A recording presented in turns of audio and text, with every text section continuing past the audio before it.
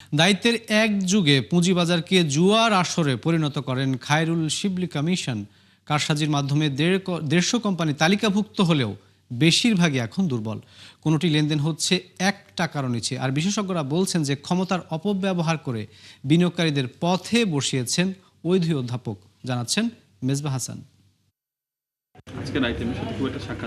দীর্ঘমেয়াদী বিনিয়োগ ও অর্থায়নের জন্য আস্থার জায়গা পুঁজিবাজার। অর্থনৈতিক অগ্রগতির ক্ষেত্রেও যার গুরুত্ব অপরিসীম। কিন্তু গেল 1.5 দশকে সেই ব্যবস্থা যেন পরিণত হয়েছিল লুটেরাদের আখড়ায়। বিশেষ করে আওয়ামী আমলে 2 অধ্যাপক খায়রুল শিবলির কমিশনের অনৈতিক চর্চা বিপদে ফেলে বিনিয়োগকারীদের। 2012 সালে খায়রুল কমিশনের হাত ধরে পুঁজিবাজারের তালিকাভুক্ত হয় জিএসপি ফাইন্যান্স। 2 কোটি শেয়ার ছেড়ে প্রতিষ্ঠানটি বাজার থেকে তুলে নেয় 50 কোটি টাকা। কিন্তু 2020 সালের পর বিনিয়োগকারীদের কোনো লাভ্যাংশ দিতে পারেনি প্রতিষ্ঠানটি। অবস্থা এতটাই খারাপ যে বর্তমানে শেয়ারটি লেনদেন হচ্ছে 2 টাকার নিচে। আর আর্থিক অবস্থা বিবেচনায় এরই মধ্যে প্রতিষ্ঠানটি অবসায়নের সিদ্ধান্ত নিয়েছে কেন্দ্রীয় ব্যাংক।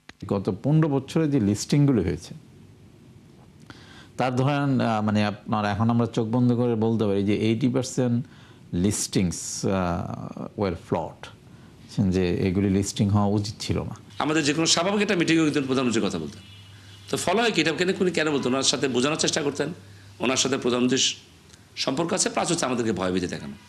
ফলে ওনারা গত 2টি কমিশন যা অপরাধ করেছেন সর্বোচ্চ পর্যায় থেকে, এটা প্রতিবাদ করার ক্ষমতা কিন্তু আস্তে আস্তে সব হারিয়ে ফেলেছে। জিএসপির মতো 2021 সালে তালিকাভুক্ত হওয়া এনআরবিসি ব্যাংকের শেয়ারও নেমেছে অর্ধেকের নিচে। ডিএসসির তথ্য বলছে ওই 2 কমিশনের আমলে 11 বছরে তালিকাভুক্ত হয় 150-এরও বেশি কোম্পানি, যার অধিকাংশ এখনো দুর্বল ও জেড ক্যাটাগরিতে। শুধু তাই নয়, আইপিও তো ব্যাপক জালিয়াতির মাধ্যমে আস্থার সংকট তৈরি করে এই 2 কমিশন। এই সরকারের বেনিফিটটা শেয়ার বাজার লোক বলতে গেলে পায়নি, উল্টো নেতিবাচক প্রভাব তারা পেয়েছে। কারণ আপনি দেখেন ডে1 থেকে কিন্তু এই অন্তর্বর্তীকালীন সরকার শেয়ার বাজার নিয়ে আসলে কালেবার যদি একটা কথা বলা ছাড়া এখানে তাদের নজর খুব একটা ছিল না। দলের প্রতি অন্ধ ব্যক্তিদের নিয়োগ না দিয়ে যারা যোগ্য, যারা পেশাদার, যারা এটা বোঝেন তাদের মতো লোক আপনি যদি এখানে নিয়োগ দেন তাহলে শেয়ার বাজার সামনে অনেক ভালো কিছু পাবে। Market was not a healthy market. তো এইখান থেকে আমরা অনেকখানি বেরিয়ে আসছি। আমাদের ধরেন প্রোগ্রেস যে গত 15 মাসে প্রোগ্রেসের মধ্যে মার্কেট ডিসিপ্লিন বেড়েছে, বাট মার্কেট অ্যাবসলিউটলি পারফেকশনে কখনোই যাবে না, কিছু ইনডিসিপ্লিন মার্কেটে থাকবে। সেটাকে ধরেই আমাদেরকে যে কোনো বাজারে চালাতে হবে, it's just not the capital market. 9 বছর লুটপাটের সাম্রাজ্য গড়ার পর 2019 সালে দুদক তাকে তলব করলে সরে যেতে বাধ্য হন খায়রুল হোসেন। পরে শিবলি রুবায়েতের হাত ধরে আরও 1 দফা পঙ্গু হয় পুঁজিবাজার।